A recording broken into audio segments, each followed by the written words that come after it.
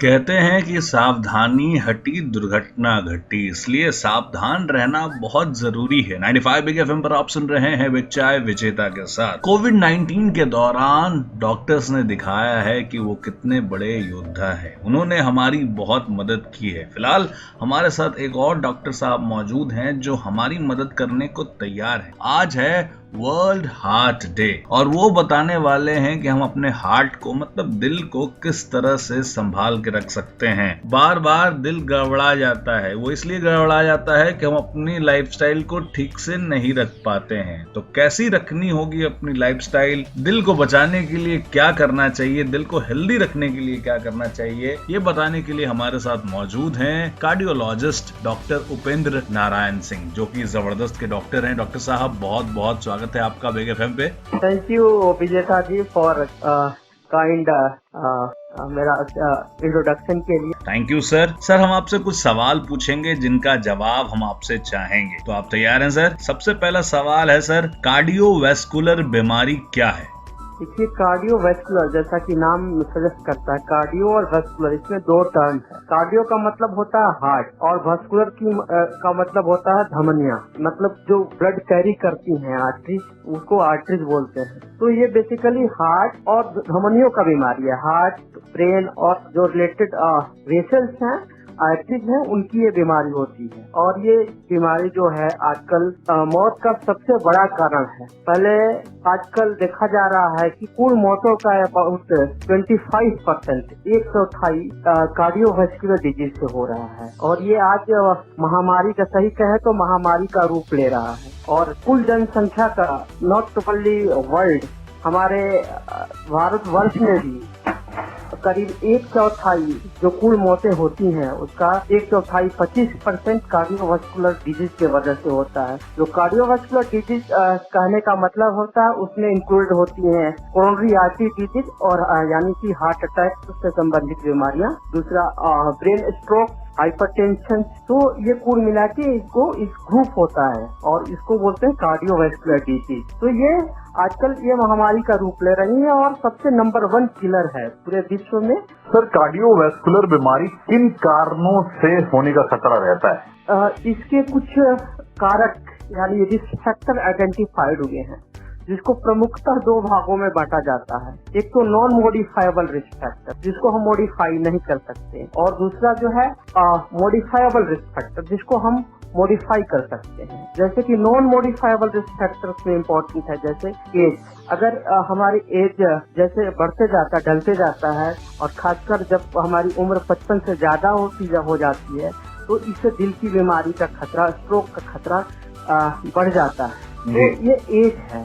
दूसरा है कि फैमिली हिस्ट्री। अगर किसी व्यक्ति को हृदय की बीमारी हो और खासकर अगर 55 साल की उम्र से पहले हो जा रही है, तो उसके संतानों को ये बीमारी जल्दी होने का खतरा, और उनको नॉर्मल इंसानों के कंपेयर करें तो उनका खतरा काफी ज्यादा होता है। इस तरह से सेक्स, अगर मेल को हम फीमेल से कंपेयर करें तो करीब 1 दशक पहले मेल को बीमारी ये लग जाती है। और महिलाओं में खासकर जिनका मासिक धर्म चल रहा होता है, वो प्रोटेक्टेड होती है, एक तरह से प्रोटेक्टेड होती है।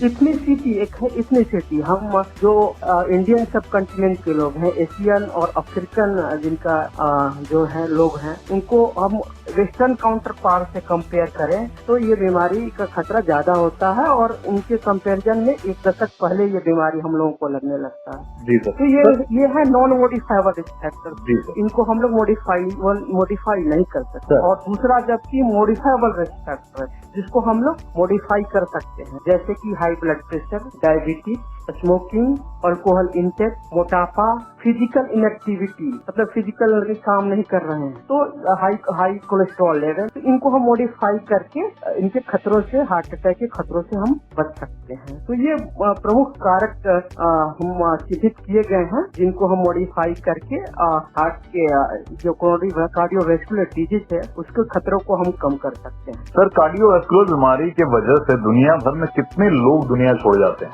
ये जैसा कि मैंने बताया कि ये विश्व में नंबर 1 के किलर है। जब करीब 2 करोड़ लोग प्रति वर्ष इस बीमारी से मर रहे हैं। ओ बाप रे, बहुत संख्या है सर। ये कार्डियोवैस्कुलर बीमारी किस तरह से होता है? देखिए, ये जो जैसा कि मैंने बताया कि ये लाइफ स्टाइल डिजीज है। जो कार्डियोवैस्कुलर डिजीज है, रिस्क फैक्टर की जितने इसके रिस्क फैक्टर आइडेंटिफाइड हैं, जैसे कि डायबिटीज, हाइपरटेंशन, हाई कोलेस्ट्रॉल, मोटापा, ये जीवन शैली से किसी न किसी प्रकार की ये जुड़े हुए हैं। जिसका जीवन शैली खराब है, जो खाने में अच्छे हेल्दी डाइट नहीं लेते हैं, फिजिकल एक्टिविटी जिनकी कम है, स्मोकिंग करते हैं, उनको डायबिटीज और ब्लड प्रेशर का भी खतरा बढ़ता है और साथ ही कार्डियोवैस्कुलर डिजीज का भी खतरा बढ़ जाता है।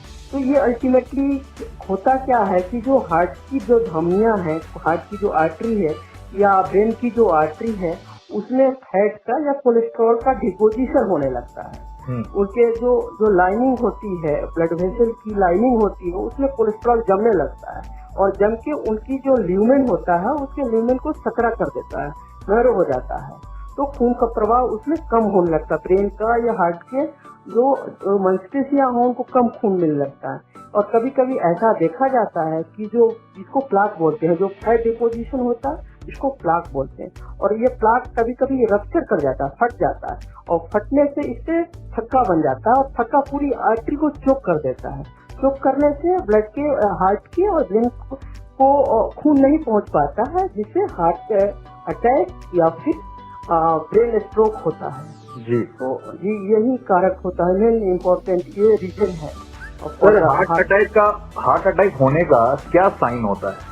जी, हार्ट अटैक जैसा कि हम जानते हैं कि हार्ट अटैक जैसे ही बोलते हैं, हमारे अंदर एक भाव होता है। जैसे सब मरीजों को, मैक्सिमम पेशेंट्स को सीने के बीचों बीच दर्द होता है, और ये दर्द कंधों, गले में, जबड़े में, पीठ में या पेट के ऊपरी हिस्से में हो सकता है।